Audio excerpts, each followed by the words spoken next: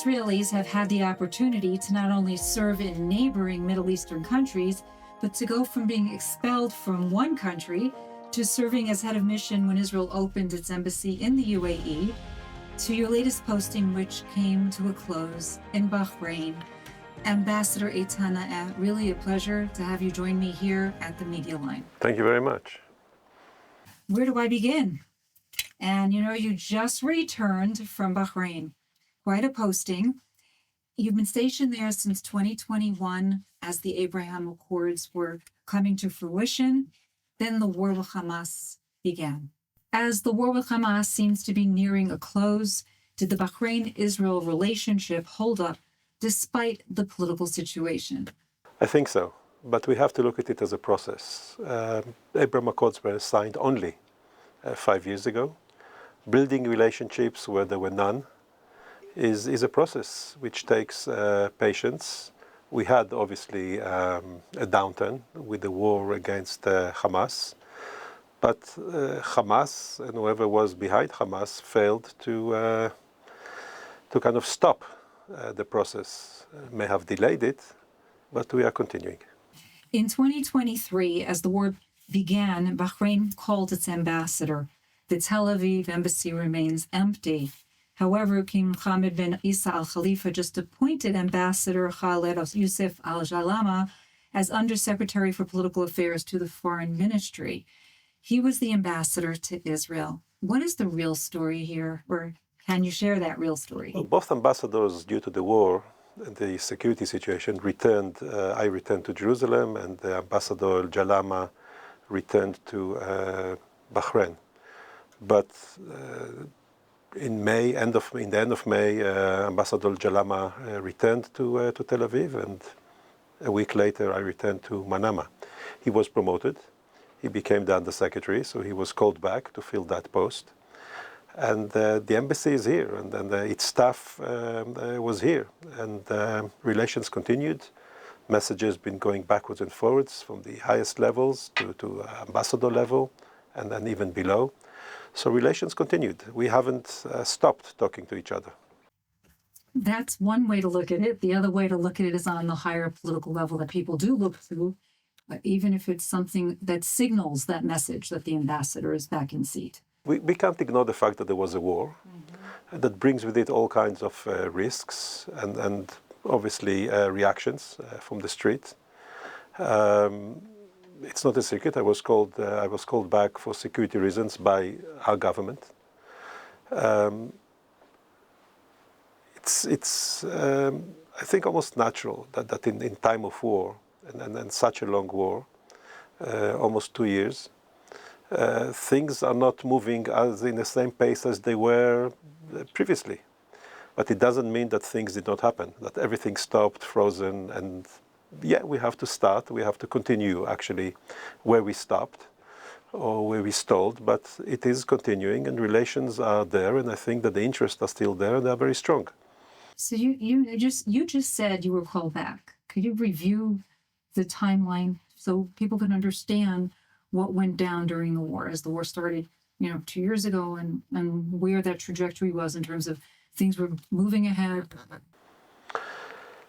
The first 2 years were, I think, kind of euphoric.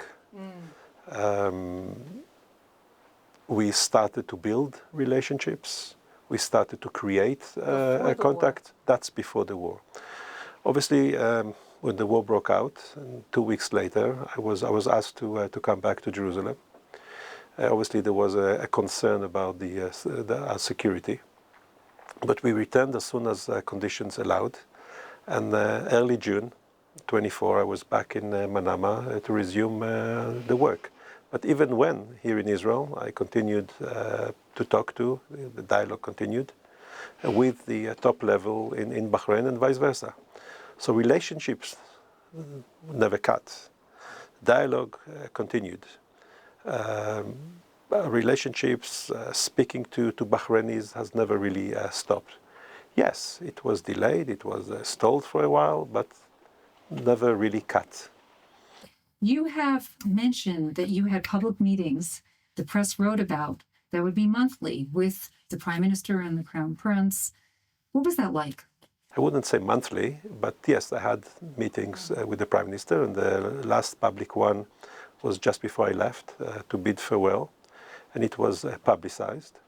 And my successor, upon arrival, gave his copy of his credentials to the Foreign Minister, and that was also been publicized, and I think that's a very positive step. And to show that relations continue and they are normal, and there is Israeli ambassador in Manama, and Ambassador term comes to an end, and his successor comes to town, and relations continue, and that's the message that was broadcast, and I think successfully so. What was most startling about your tenure? Where would I start? For me, everything was startling. Living in an Arab country, building relationships, seeing an embassy staff grow, areas of cooperation, the historical visits of the former Prime Minister Bennett, President Herzog, former foreign ministers Lapid and Cohen, other high-level officials that visited Manama. Our 2 Independence Days that we, 3 actually, that we celebrated in Manama. To really see cooperation grow in all fields. We had more than 100 business delegations. We had visits here by ministers of economy, trade and industry, agriculture. So things were on track, and contacts, relations were built. And that was exciting. There was a lot of curiosity involved. Was until the war, where for obvious reasons, by the way, our reasons as well. We Israelis were busy with the war that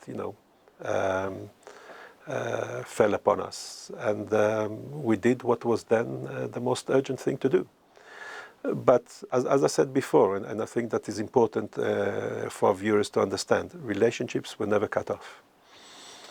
And that, I think, is the biggest success for the relationships to withstand such a test, a very big test. We are at war for 2 years, and yet we have embassies in Abu Dhabi, we have a consulate general in Dubai, we have an embassy in Manama. That's not a small thing. These are new relationships, and they withstood the greatest test successfully. Rightfully so, peace is realized by to people. Israelis flocked to the UAE in great numbers, but there was little reciprocity when it came to Bahrain. Why? Lots of reasons. Size,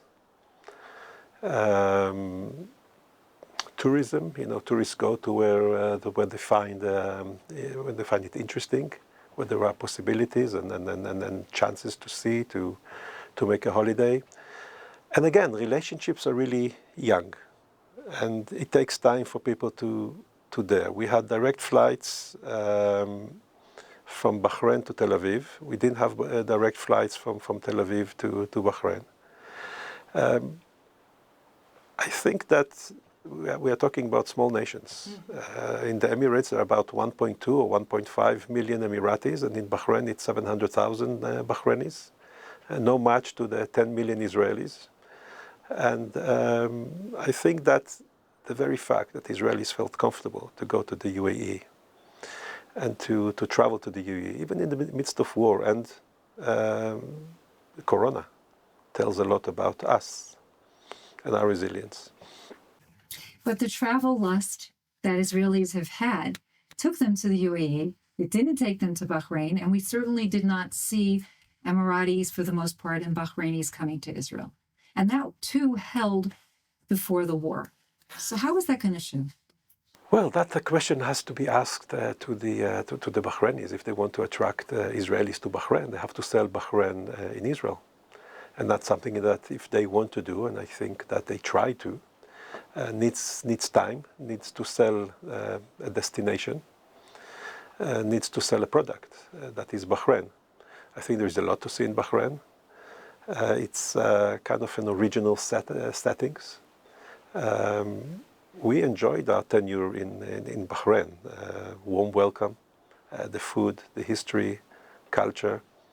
it will take more time for the Israelis to find out what's in it in Bahrain to enjoy. The war looks like it's coming closer to an end.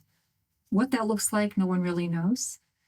What does it mean for trade between Israel and Bahrain, between Tel Aviv and Manama and Jerusalem and Manama? If we follow the numbers, the trade has gone up in the first couple of years. And I think that it will continue to grow as the war will subside or will reach a ceasefire.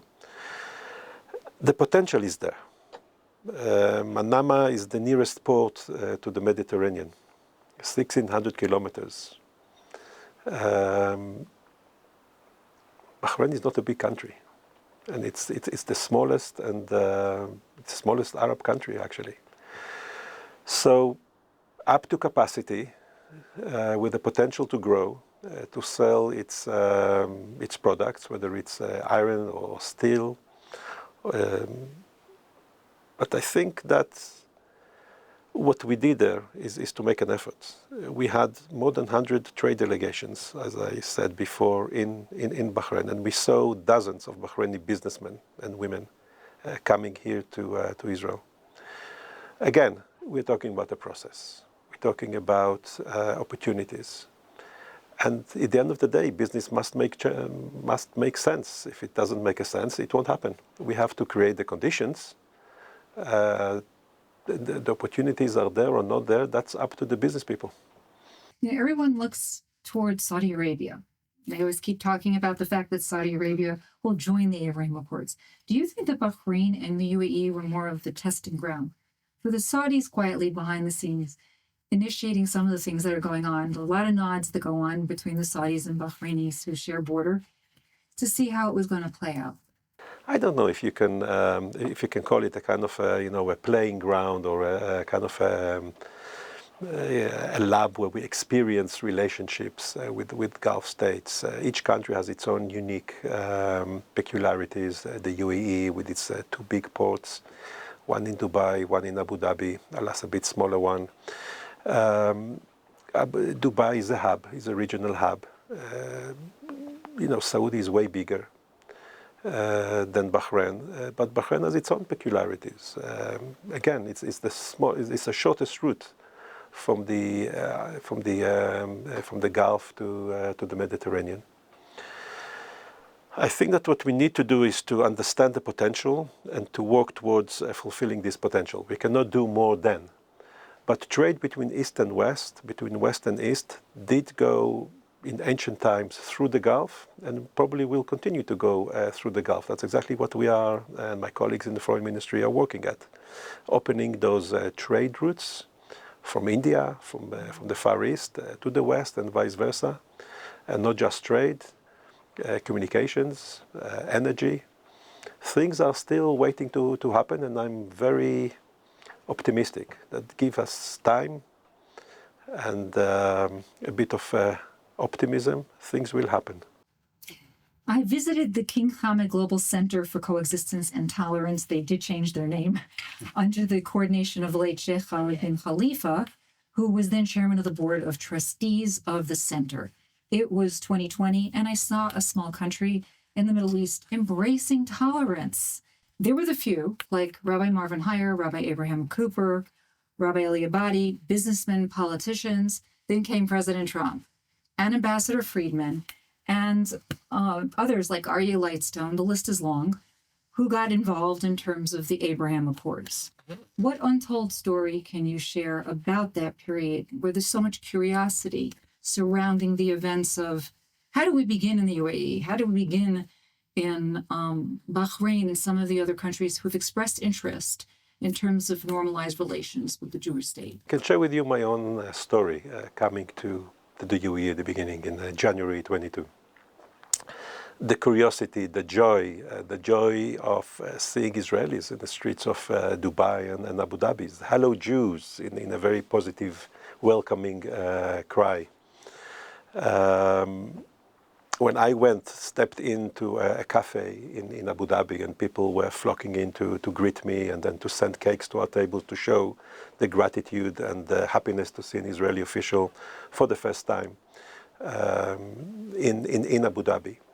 And the same in Bahrain when I first came. I think a lot of the people that wanted to see me and came to see me or came to our receptions did it because of curiosity. They only heard about us. They read about Israel in the newspapers, not always in a good way. And suddenly we were there. We were there. I remember during May 21, I sat in a salon, in a living room of one of my local sheikh. And he gathered a few young people to talk to me about the situation. And on the TV was Sky El Arabiya was looping another round of violence between Israel and Gaza.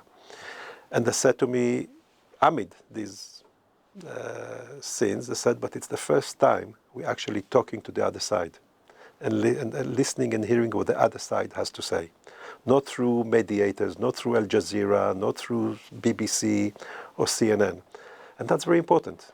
So the more we have of that, the more dialogue we were able to create, the more young people that we did send to Israel, and journalists and businessmen who came back from Israel and said, I learned a lot and so much about coexistence in Israel by sitting in a restaurant in Haifa and seeing Jews and Arabs. From visitors to Jaffa, who at 6 o'clock heard the call for prayer. Or went to Jerusalem and heard the call from prayer from Al-Aqsa and were amazed because they heard different things.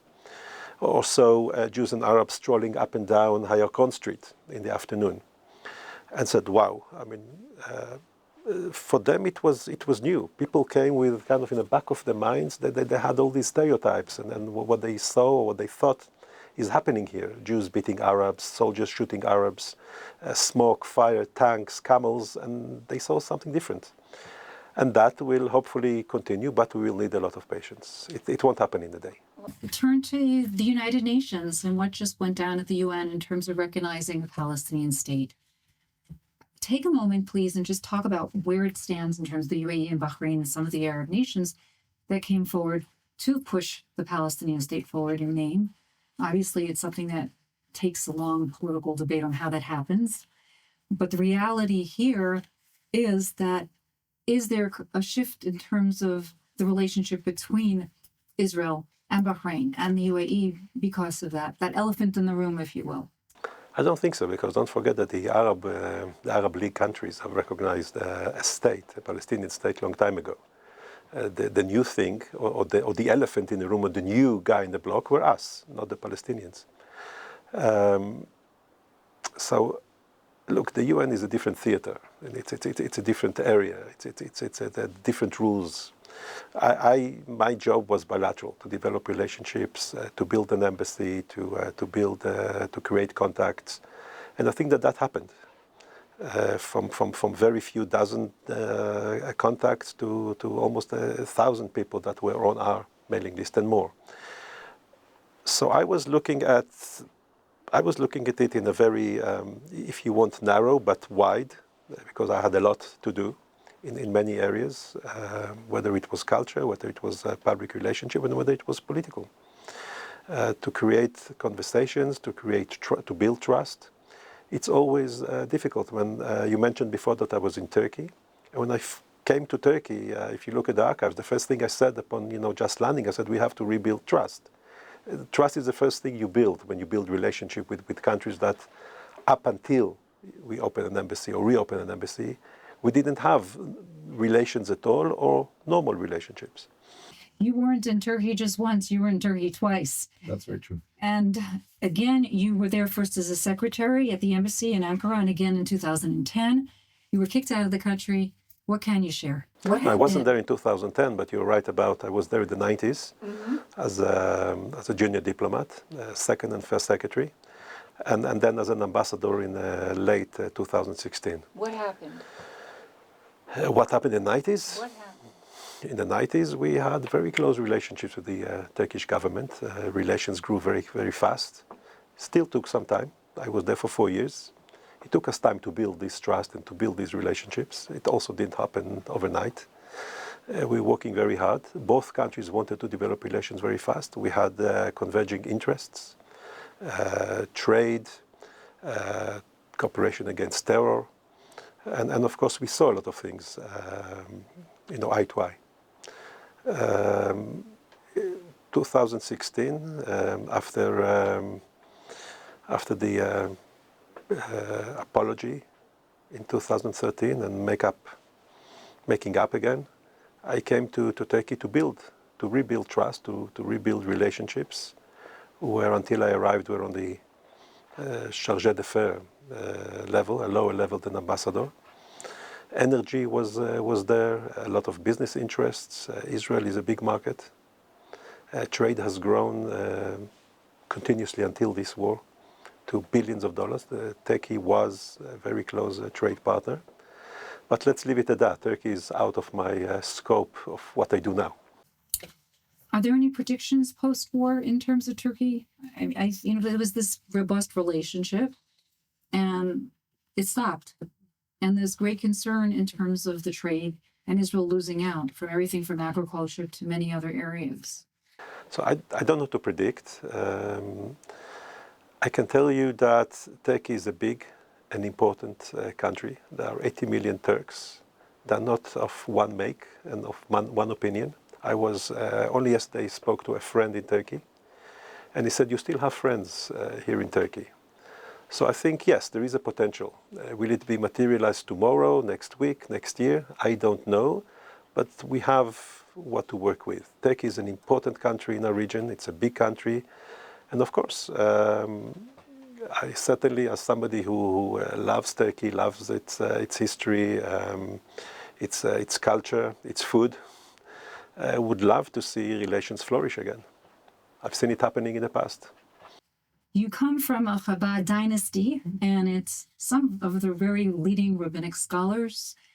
How did your family history shape your post from Chicago to Azerbaijan to the greater Middle Eastern countries? Well, you're right. The family from my father's side came here in the middle of the 19th century to Hebron, and in the early 20th century to Jaffa. I told the story of the family. My father's cousin was the last Jew to be murdered in then British mandated Palestine in August 1939. And I brought it up in conversations. I did say to my friends in the locators, the war between Israel and the Palestinians, or then were called local Arabs, did not start in 48, nor did it start in 67 or in 2023. It started a long time ago. It's time to look to the future. But when you have a sad story, we also have a sad story. We have a big family, or relatively big family. They were everywhere. They are in the kibbutz, in the moshav, in Gush Katif, in Hebron, in the old city in Jerusalem, in Jaffa. We all suffered, and we all have to end this suffering. And the question is how. We can all remember our family history, but we have to look about the future generations. We cannot change the past, but we have to know the past.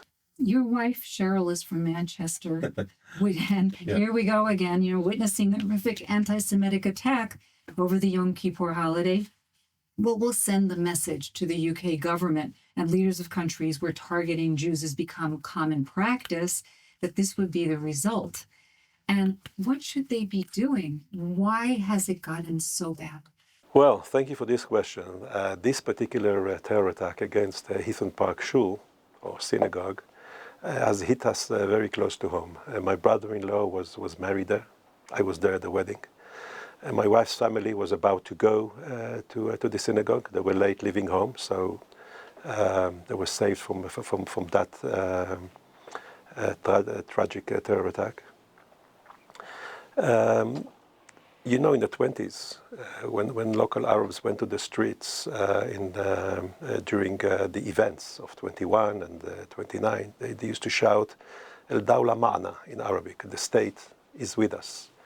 And what they basically wanted to say is that the British soldiers and police who were in the streets did nothing to stop the massacres. And not quite the same, but at least it rhymes with that time, almost 100 years ago, Where the government, in the eyes of the Jewish community in Britain, and we saw how they shouted at David Lammy, is probably not doing enough in their eyes to stop the hatred, or did not do enough in their eyes to stop this hatred. And there's certainly much to do on the government level. What is keeping that from happening? Why is this happening? That you have to ask the government. I don't know. I know that from family experience, talking to family members, how they feel. And that's, again, I'm talking in a very personal way. I spoke to my brother-in-law on the eve, at the end of Yom Kippur, when he reopened his phone. Spoke to other family members in Manchester. It was personal for them. And of course, they see what happens in the streets of Manchester and elsewhere. I served in London. We saw the demonstrations at on the 7th of October, on Saturday Eve. We were still fighting in the kibbutzim and around Gaza, not even entering Gaza, where demonstrations against Israel started all over the world, not just in Britain, but in London as well, and in Manchester. I think there is more that can be done to make the Jews feel more safe. But that's up to the governments, and we have very able ambassadors, certainly in London and then in other European countries, that are dealing with this situation. Look at the younger generation and the Gen Zs. Do you think that there's an opportunity to try to reach out to them? Some of this is a social gathering. It has a social gathering component. Some of this it's like having a social exchange that everybody feels comfortable with and it's popular. And yet it's a popular in a negative way, and not popular necessarily in understanding the true nature of the context of what happens between Israel and its neighbors, and particularly here, Israel and the war in Gaza. What do you feel, as a seasoned diplomat, might help to change that narrative? It all starts with education. I think that's the first thing that we need to do. It starts with, opening people's eyes. We always say in the Foreign Office that, seeing is believing, and bringing delegations here, which we did. This year, I think we saw a record number of delegations coming to Israel. We just had 250 American legislators coming here. It's what I did, or tried to do in Bahrain as well, bringing delegations. We sent a youth delegation for the first time in Israel. We just had a couple of visitors from Bahrain, journalists, who came here for a conference. The more people will be introduced into Israel, and its complexities, but to the real Israel, not the Israel of Sky News or BBC or CNN, or certainly not Al Jazeera, the better they understand the complexities. They don't have to agree with us always. They don't have to love and kiss us, but they have to understand that the situation here is complex. And I think this is where we should start. You are fluent in Arabic, both in verbal and written. I wish verbal, but more in writing and reading here. As Israeli Arabs live side by side amongst Israeli Jews, Israel seeks to engage countries, and more countries for the Abraham Accords. Don't you think Arabic should be taught in the schools from a young age in Israel? You're asking somebody who did study Arabic. But it isn't something that's mandatory. Well, I tell you why I chose to study Arabic. I really wanted to get to know our neighbors and to understand the language, which is a tool in order when you want to understand culture. Mm-hmm. And even history, or even to read the Quran in Arabic. So yes, I certainly think that learning Arabic is vital, is important. It will help us understand Arabs, or at least to know more about Arabs. Understanding, knowing and understanding is two different things sometimes, but at least to know more about our neighbors and the region that we live in. I admit that going to the Gulf, I knew very little about the history, about the relationships, about the place. I knew much more about our very own area here in the Levant, Lebanon, Egypt, Syria, Jordan, the Palestinian issue, of course, and very little about the Gulf. And if we want to expand relationships with the Arab world and Islamic worlds, yes, of course, we need to study about them as we want them to learn about us. That will remove some barriers, at least. Is peace still a possibility? Looking at what's happening in Syria, and the verdict is out, and looking at what's happening in Iraq, and looking what's happening in these other countries at the moment, and the relationships that have dipped in terms of Turkey, What are your predictions? Define for us what it means to have peaceful relationships. Is it the kind of relationships we have with the US or with the Netherlands or with France or with Britain? Or is it a different kind of relationships that will develop over time with patients, with people that we hardly know anything about, as we discussed earlier? Is it having just embassies? Is it just having tourists coming and going? Is it having business relationships? Is it having visitors? It's all together. It's all the above, of course, but it will take time. And building these relationships is what we need to do. I mean, having normal relationships or having relationships like with every other country, that probably will take some time. And as somebody who just came back from 5 years in the Gulf, mostly in Bahrain, almost 4 years, I think that it is possible with time. And it will take patience from all of us. You've hopped around a lot. If you could look at the last years in the region, can you think of one word, one object, one thing that you took back? Because you still were a guest in those countries. So I said it. I said one word is patience. When they ask me, what do you say about Bahrain or what do you think? I said, well, I'm still learning about the questions. And if I take something with me back is the need to have patience. It will take time, but it will happen. Because both sides have an interest to live in peace, certainly in the Gulf. They want to see what is peace. Peace is security, and peace is prosperity. And these two things takes time, but we will get there because we both want the same thing. How to get there? Let's see. Was there anything culturally that you took back? Is there something that you learned from the Bahrainis? Well, it was an interesting tidbit. Well, the food and the generosity, the hospitality. I've learned a lot of history. I learned a lot about local traditions, and it was fascinating. I was, at our line of work, whether you are in South America, Asia, Europe, and then certainly in the area which is close to us, to learn about the local culture, to learn about the people, and to meet people that you wouldn't have met any other way. That's fascinating. That's why I like my job. Well, you like it a lot. The question is, what are you doing next? We'll see. I don't know yet. Let's wait and see. That will take a few more weeks to know. Another posting. Here in Israel, yes. Most probably. Ambassador Eitan Naef, thank you. Thank you for taking us through some of the places you've been. It's been quite the pleasure. Thank you very much. Thank you for having me.